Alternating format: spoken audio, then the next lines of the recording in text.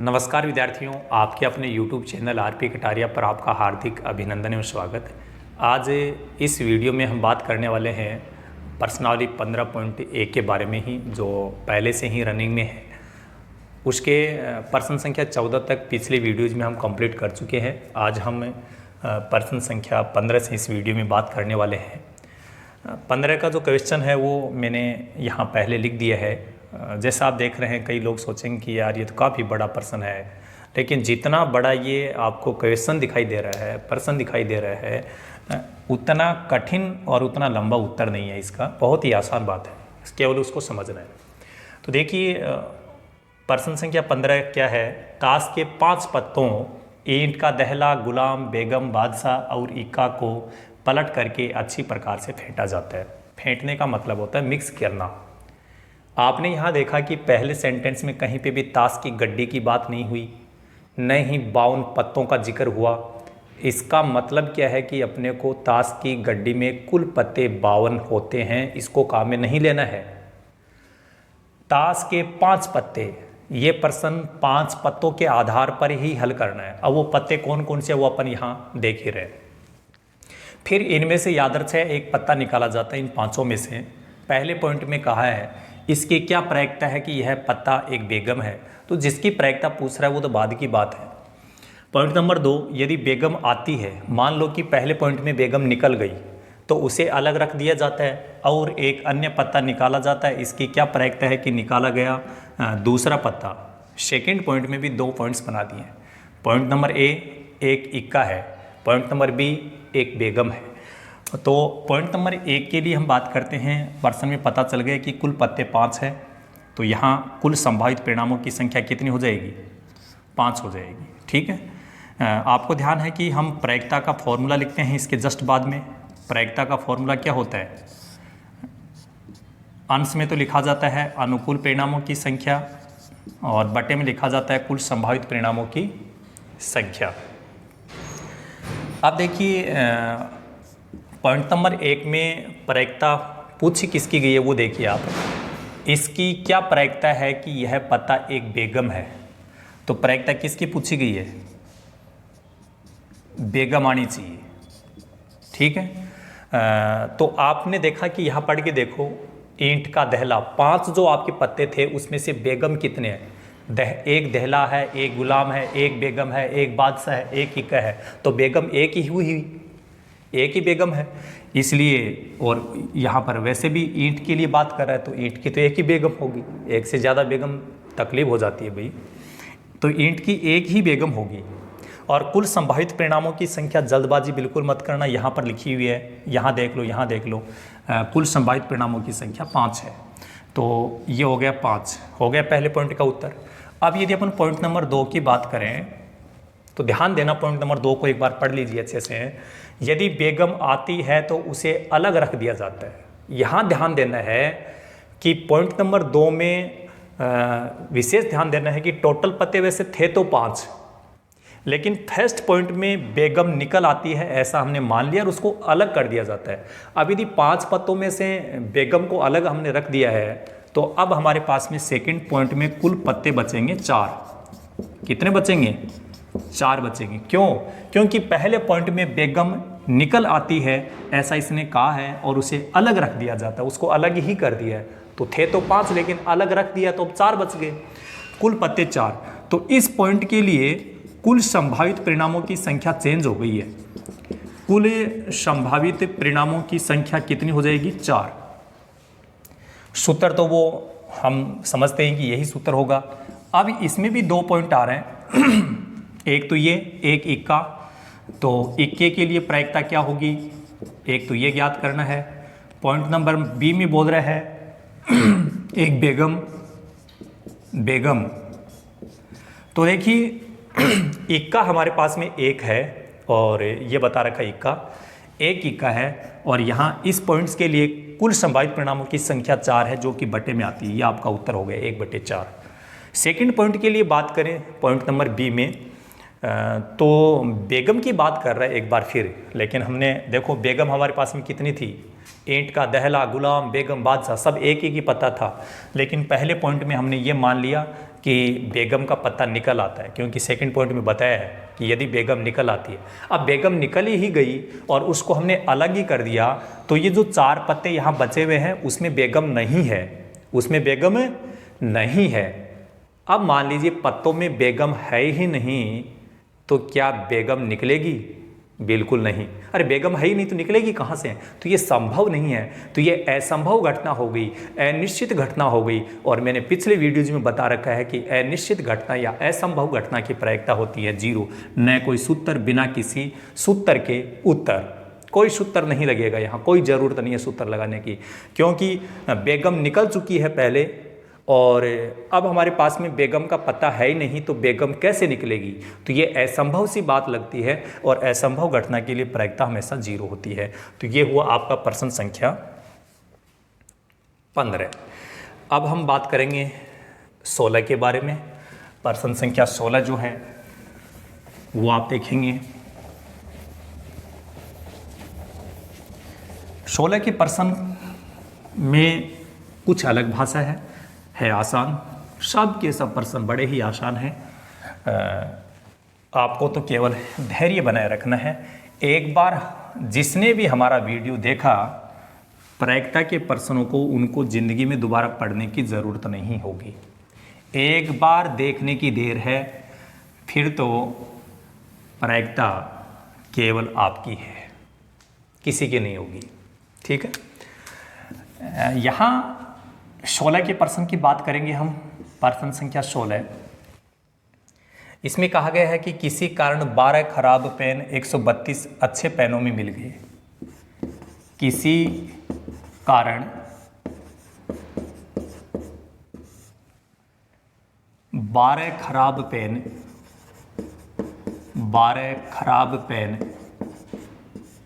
132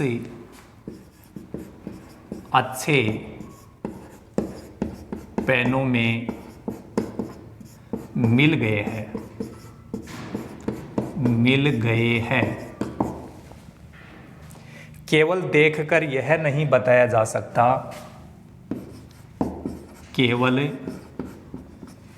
देखकर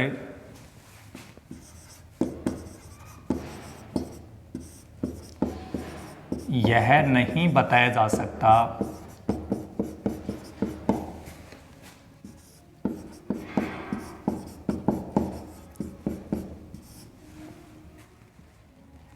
है कि कोई पेन खराब है या अच्छा है,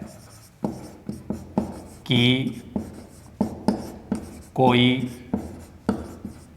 पेन खराब है या अच्छा है।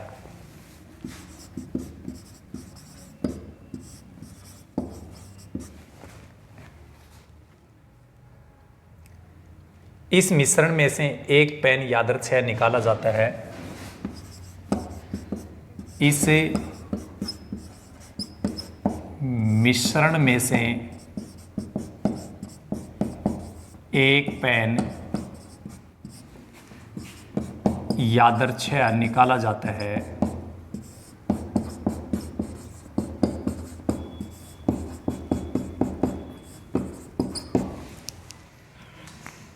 निकाले गए पेन की अच्छा होने की प्रायिकता ज्ञात कीजिए।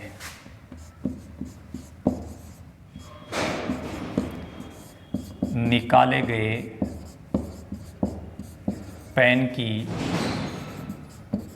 अच्छा होने की प्रायिकता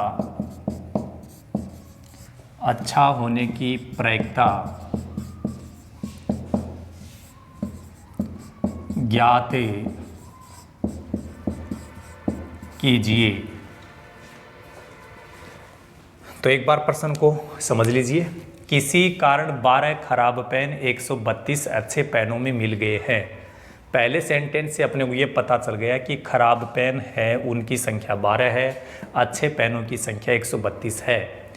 केवल देखकर यह नहीं बताया जा सकता कि कोई पेन खराब है या अच्छा है। इस मिश्रण में से एक पेन यादृच्छिक निकाला जाता है। निकाले गए पेन की अच्छा होने की प्रायिकता ज्ञात कीजिए। इस पूरे प्रश्न का निष्कर्ष मैं आपको बता दूं। पहला जो सेंटेंस है वो पावरफुल सेंटेंस है, वो काम की बात है। बाकी ये जो बीच में बोल रखी है ये बातें, ये पर्सन की भाषा बनाने के लिए बोला गया है। यहाँ ये जो बातें बोली गई है ये पर्सन का उत्तर निकालने में कोई विशेष योगदान नहीं दे रहे, कोई दिक्कत नहीं आती है। बीच वाली बात समझ में आती है कि नहीं आती है, हमें समझना केवल ये है कि यहाँ पर खराब पेन बता रखे हैं कि खराब पेन कितने हैं खराब पेन। खराब पेन बताए गए हैं 12। अब बताओ अच्छे पेन कितने हैं? अच्छे पेन है 132। इन दोनों को जोड़ दो, ये हो जाएगा 144। तो ये 144 हो गए आपके कुल पेन। आप सबको पता है कुल का नाम आते ही हमारे दिमाग में यह आना चाहिए कि यही कुल संभावित परिणामों की संख्या है।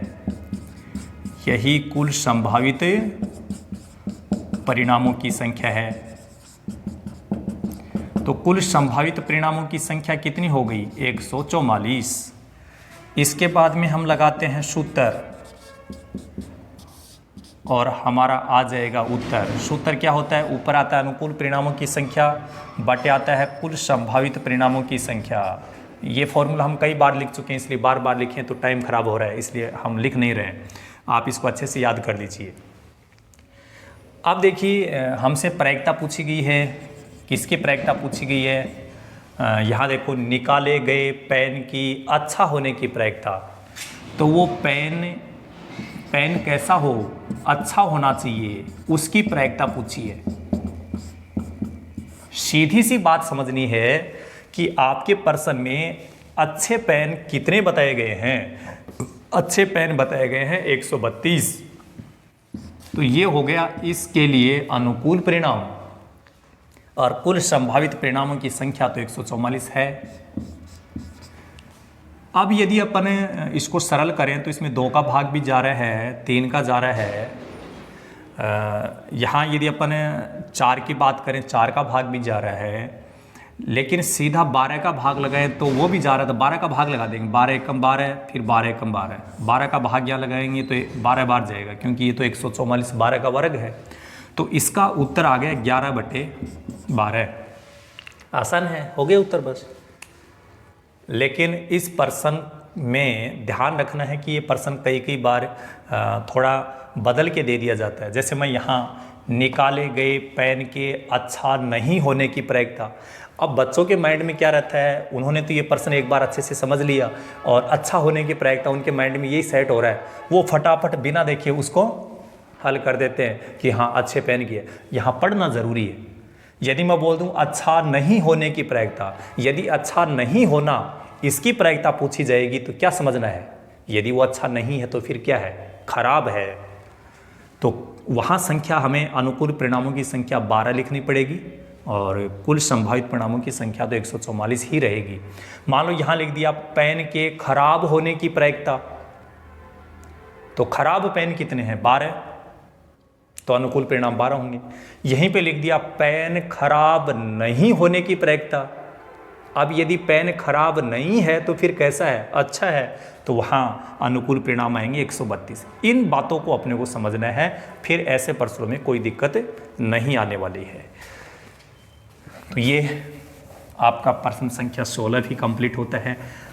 जिन व्यूअर्स ने अभी तक हमारे चैनल को सब्सक्राइब नहीं किया है वो सब्सक्राइब भी ज़रूर करें, क्योंकि आपके सब्सक्राइब करने से, आपके द्वारा वीडियो को लाइक कमेंट करने से हम लोगों का हौसला अफजाई होता है, हम लोग भी मोटिवेट होते हैं। हमें भी यूँ लगता है कि हमारी मेहनत रंग ला रही है, कि कहीं न कहीं हम लोगों को सपोर्ट मिल रहा है। और जब तक सामने वाले लोगों से सपोर्ट नहीं मिलता है तो काम करने वाला जो व्यक्ति है उसका उत्साह है वो कम हो जाता है।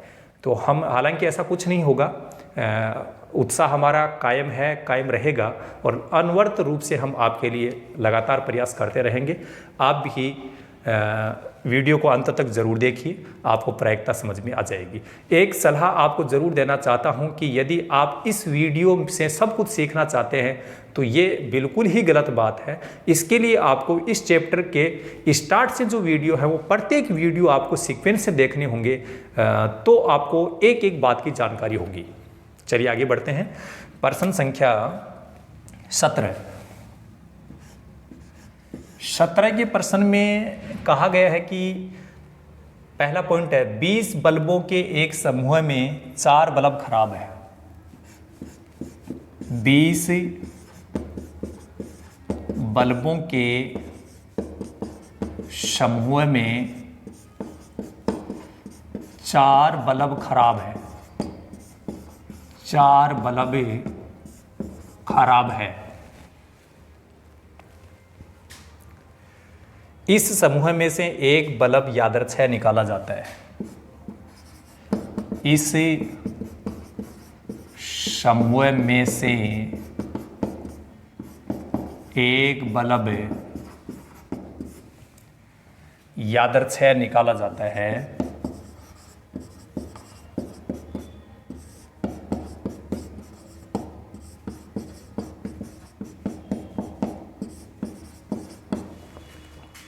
इसकी क्या प्रायिकता है कि यह बल्ब खराब होगा? इसकी क्या प्रायिकता है कि यह बल्ब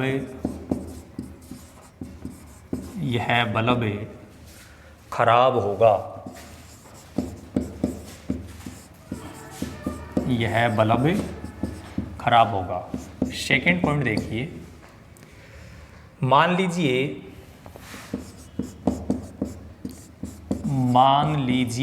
अरे भाई हम तो माने हुए हैं, क्या बनवाना चाह रहा है, चलो जो भी है। निकाला गया बल्ब खराब नहीं है। निकाला गया बल्ब खराब नहीं है और न ही इसे दोबारा बल्बों के साथ मिलाया जाता है। और न ही इसे दोबारा बल्बों के साथ मिलाया जाता है।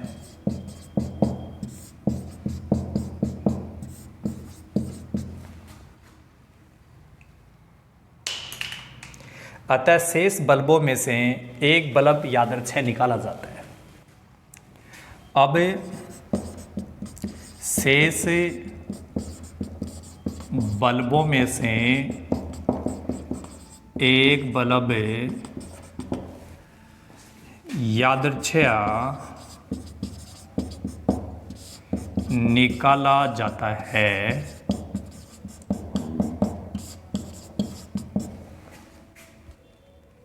इसकी क्या प्रायिकता है कि यह बल्ब खराब नहीं होगा? इसकी क्या प्रायिकता है कि यह बल्ब खराब नहीं होगा? इतने बड़े बड़े प्रश्न देने की कहाँ ज़रूरत थी, लेकिन इसे भी अपनी जान लेनी है। क्यों? चलो कोई बात नहीं, प्रश्न कितना भी बड़ा है, पढ़ने में टाइम लगता है। ये तो मैं आपके सामने लिख रहा हूँ और आपको समझा रहा हूँ, तब टाइम लग रहा है। लेकिन जब आप समझ चुके होंगे तो इनको पढ़ने में भी टाइम नहीं लगेगा और इनको हल करने में भी टाइम नहीं लगेगा। देखिए पॉइंट नंबर 1, 20 बल्बों के समूह में 4 बल्ब खराब हैं। पहली लाइन से हमें क्या पता चला कि कुल बल्ब हैं, समूह का मतलब है कि टोटल कुल बल्ब कितने बताए हैं? 20। इसमें से 4 बल्ब खराब हैं, तो बताओ खराब बल्ब कितने हैं? खराब बल्ब 4 हो गए। यहाँ से एक बात हमें समझनी है कि कुल बल्ब 20 है, उनमें से 4 खराब हैं, तो बताओ अच्छे कितने बच गए? 20 में से 4 कम कर दो, 16 बच गए ना। वो हो गए अच्छे बल्ब। यहाँ लिख दो अच्छे बल्ब, ये बात आपको लिखनी है। कुल बल्ब आपके पास 20 है, तो यही आपका क्या होगा? कुल संभावित परिणामों की संख्या। कुल संभावित परिणामों की संख्या कितनी हो जाएगी? 20। और कुल संभावित परिणामों की संख्या के तुरंत बाद हमें क्या लिखना है, प्रायिकता का सूत्र। और प्रायिकता का सूत्र क्या होता है, ऊपर लिखा जाता है अनुकूल परिणामों की संख्या बटे में कुल संभावित परिणामों की संख्या। और अब हमें ज्ञात करनी है प्रायिकता। ध्यान से समझिएगा कि प्रायिकता यहाँ पूछी किसकी गई, इसकी क्या प्रायिकता है कि यह बल्ब खराब होगा। खराब होगा इसका मतलब ये नहीं कि बाद में जाकर के खराब होगा, ऐसा नहीं है। खराब होने का मतलब है कि आपने जो बल्ब निकाला है वो खराब है, ऐसा मानो। तो बताओ खराब बल्ब कितने हैं, 4। तो खराब बल्ब इसकी प्रायिकता पूछ रहा है, तो आप ये पता करो कि खराब बल्ब है कितने, 4 है। तो ये हो गया आपका अनुकूल परिणाम। और कुल संभावित परिणामों की संख्या है 20, ये हो गई 20। यदि 4 का भाग 4 में लगाएंगे तो 1 बार जाएगा, 4 का भाग 20 में भी जा रहा है 5 बार, तो इसका उत्तर हो जाएगा 1/5। अब हम पॉइंट नंबर सेकंड की बात करेंगे। इसने क्या कहा, मान लीजिए, क्या मानना है, पॉइंट फर्स्ट कि पॉइंट फर्स्ट में आपने जो पढ़ा था उसमें समझना, निकाला गया बल्ब खराब नहीं है।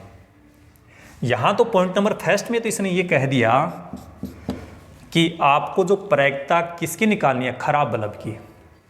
लेकिन कह रहे हैं आप अब ऐसा मानो कि निकाला गया बल्ब है वो खराब नहीं निकला है। खराब नहीं निकला तो बताओ फिर कैसा निकला होगा, अच्छा निकला है, ये तो याद रह जाएगा ना। सेकंड पॉइंट में ये मान लिया गया कि पहले खराब बल्ब नहीं निकला, मान लिया गया, ठीक है, खराब बल्ब नहीं निकला, अच्छा बल्ब निकल गया, ऐसा है। और न ही इसे दोबारा बल्बों के साथ मिलाया जाता है। अब शेष बल्बों में से एक बल्ब को यादृच्छिक निकाला जाता है।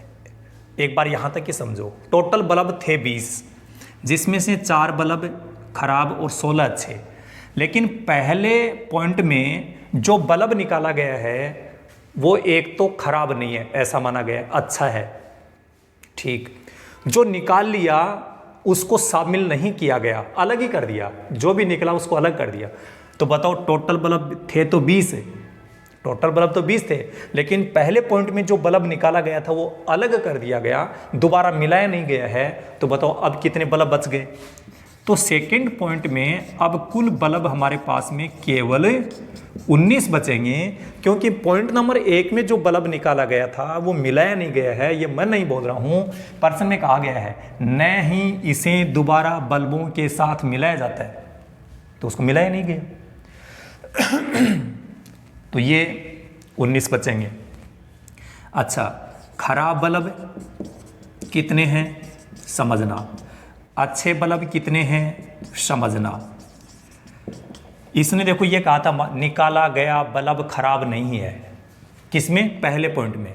अब यदि पहले पॉइंट के अनुसार निकाला गया बल्ब खराब नहीं है, इसका मतलब खराब बल्ब अभी तक हमारे पास में 4 बचे हुए हैं।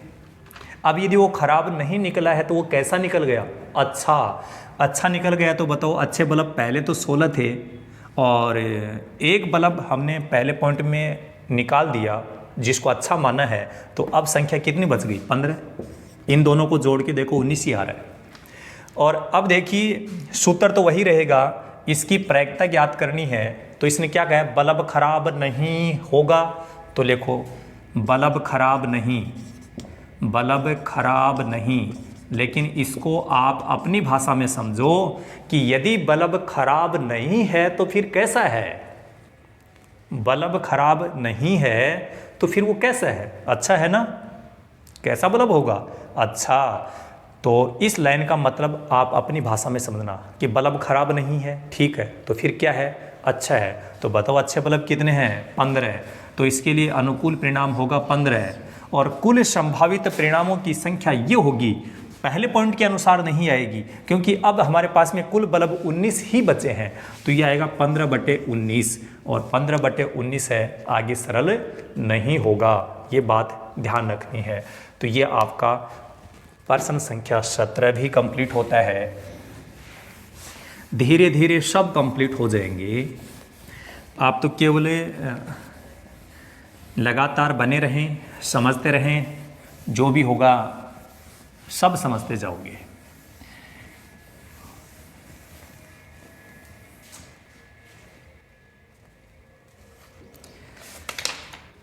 अब प्रश्न संख्या 18 देखिए। प्रश्न संख्या 18,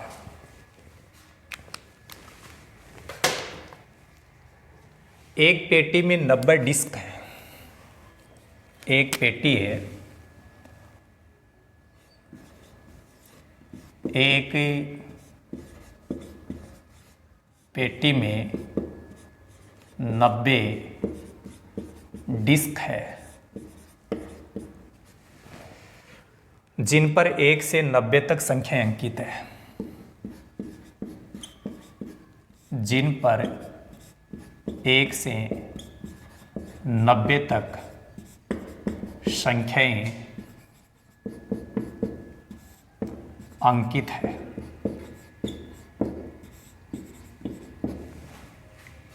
यदि इस पेटी में से एक डिस्क यादृच्छिक निकाली जाती है, यदि इस पेटी में से एक डिस्क यादृच्छिक निकाली जाती है,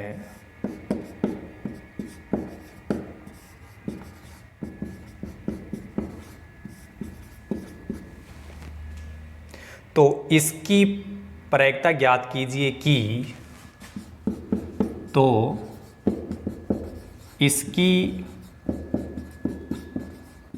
प्रायिकता ज्ञात कीजिए कि, ज्ञात कीजिए कि इस डिस्क पर अंकित होगी, अंकित होगी। पॉइंट नंबर 1, 2 अंकों की संख्या, 2 अंकों की संख्या। पॉइंट नंबर 2, एक पूर्ण वर्ग संख्या।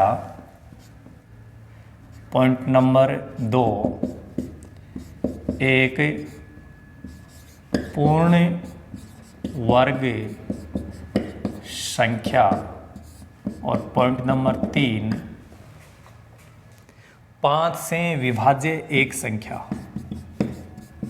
5 से विभाज्य एक संख्या। अब इसका हम रिजल्ट बनाएंगे। समझो पहले, एक पेटी में 90 डिस्क है। डिस्क का मतलब हम समझ सकते हैं कि जैसे डीवीडी या सीडी की जो वो सीडियाँ आती थी, उनको हम डिस्क समझ सकते हैं। 90 डिस्क है, चलो ठीक है, जिन पर 1 से 90 तक संख्या अंकित है। आप ऐसे समझ लो कि 90 डिस्क है और सभी पर 1 से 90 तक, जैसे एक डिस्क पे 1 लिखा हुआ है, दूसरी डिस्क पे 2, तो ऐसे करके सभी जितनी डिस्क हैं उन पे 1 से लेकर के 90 तक की संख्या अंकित है। यदि इस पेटी में से एक डिस्क यादृच्छिक निकाली जाती है, तो इसकी प्रायिकता ज्ञात कीजिए कि इस डिस्क पर अंकित होगी। पॉइंट नंबर 1, 2 अंकों की संख्या। पॉइंट नंबर 2, एक पूर्ण वर्ग संख्या। पॉइंट नंबर 3, एक 5 से विभाज्य एक संख्या। पहले तो मुझे ये बताओ कि 90 डिस्क हैं, उन पर जो संख्याएं अंकित हैं, तो वो कुल संख्याएं कितनी है? कुल संख्याएं हमारे पास में कितनी है बताइए? 90 है। कहाँ से कहाँ तक? 1 से 90 तक। 1 से 90 तक। अब यदि कुल संख्याएं 90 हैं, तो बिल्कुल क्लियर हो गया कि कुल संभावित परिणामों की संख्या 90 ही होगी। कुल संभावित परिणामों की संख्या कितनी हो जाएगी? 90। और इस लाइन के तुरंत बाद में लगाओ सूत्र और हम बताएंगे आपको उत्तर। यहाँ लिखेंगे अनुकूल परिणामों की संख्या, बटे में आएगा कुल संभावित परिणामों की संख्या। ये लाइन थोड़ी सी आप याद रखना। अब मैं सीधे पॉइंट नंबर 1 में चलता हूँ। पॉइंट नंबर 1 में बोला 2 अंकों की संख्या। थोड़ा सा समझना है भाई, हमारे पास में संख्याएं कहाँ से कहाँ तक है? 1 से 90 तक। और हमें पता करना है कि 2 अंकों की संख्या हमारे पास में कितनी है। आप सब जानते हैं 1 से 9 तक जो अपन संख्या लिखते हैं उसमें 1 ही अंक होता है, 1 से 9 तक, और 10 से लेकर के आगे 2 अंकों की संख्याएं हो जाती हैं। तो 90 में से 1 से लेकर के 9 तक जो संख्याएं हैं वो 1 अंक की संख्या है, बाकी 2 अंकों की संख्या है। तो हम क्या करेंगे, 1 से 9 तक 1 अंक वाली संख्या जो 9 है वो इसमें से कम कर देंगे 90 में से। बात तो समझ रहे हैं?